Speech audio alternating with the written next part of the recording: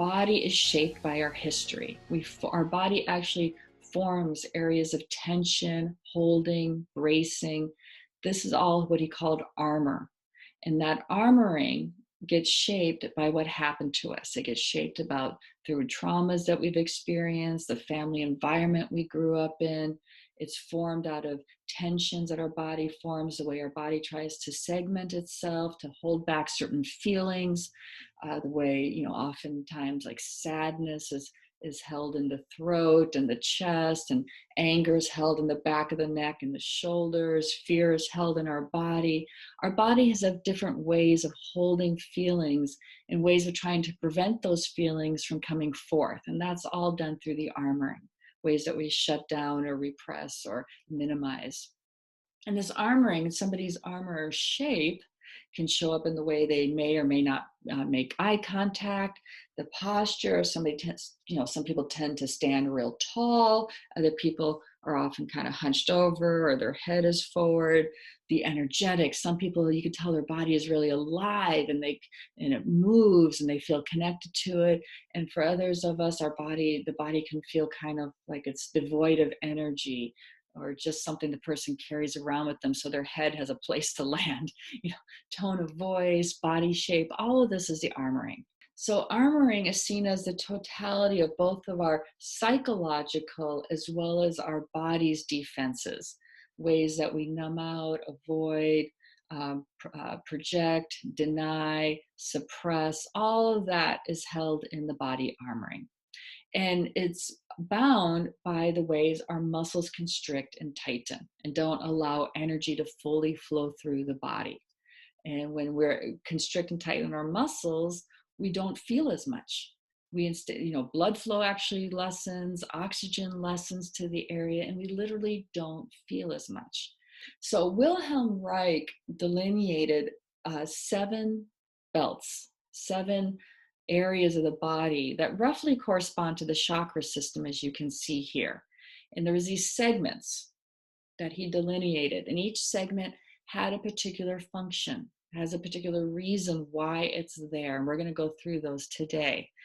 All right. So Prema spoke a little bit about the resource, and the resource is by far the first founding principle of working with people, whether you work in person or online. We have internal resources that are connected to our physical body, and external resources that we can use from the outside. For homework, you will create 2 columns, and in one column you write down your internal resources, as many as you can possibly think of, and in another column you will write down your external resources. And this will be serving you as a guideline. So when you work with your clients, you can give your clients all the different options that they can use for themselves. And you can also support your clients to find resources within themselves during the sessions, before the sessions, and also support them to keep these resources between the sessions. One thing that comes up a lot is that when I'm asking someone to find their internal resource, people tell me that they do not feel safe in their body. Someone says that I do not feel an internal resource within my body.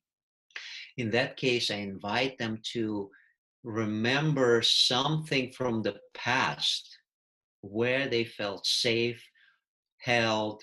Maybe they were in a place where they were on the beach somewhere in a beautiful environment where they looked around and it felt like they were safe and connected.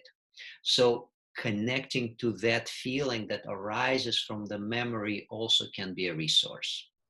So I want to guide you into an exercise where you're able to find your internal resource, and then you will be able to find your external resource and just notice how they feel to you. And in each of next sessions, I will be guiding you in different belts. So today we will focus on ocular and oral, and then each session we're going to go down through cervical, thoracic, until We reach also to the pelvic floor and do some self body work on ourselves, but that will give you understanding how that feels, how that works, and then you can guide your clients into it, which I found is really, really powerful. A few elements about the ocular and oral bath. First of all, our eyes. Yeah, it's such a powerful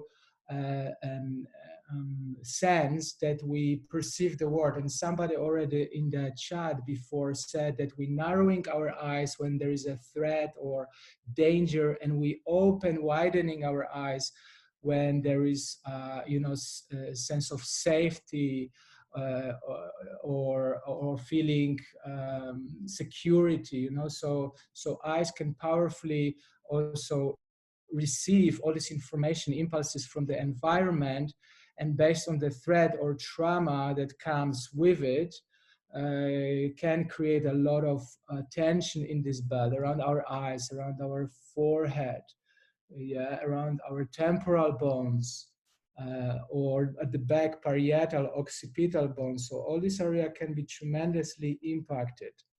And then we have oral bad, our expression, which Prema already was saying, things that we could not say no, things that we wanted to say yes or no was interrupted, somehow pushed down, and just cut off our our individuality, and can also bring a lot of tension in the area of the jaw and mouth, because those were not expressed. Another part that I would like to address today is that muscle, orbicularis oculi, around our eye sockets, and all these muscles in the in between eyebrows. So when we feel perplexed or worried, when we frown our forehead, all this tension comes to all this area.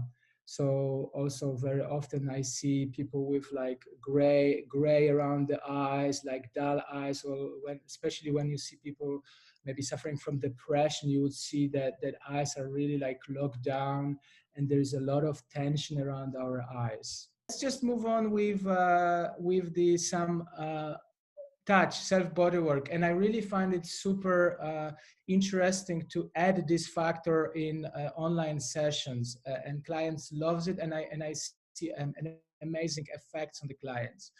So first of all, I want you to invite you to just have really soft hands, warm them up, and just connect to like what's happening in your hands.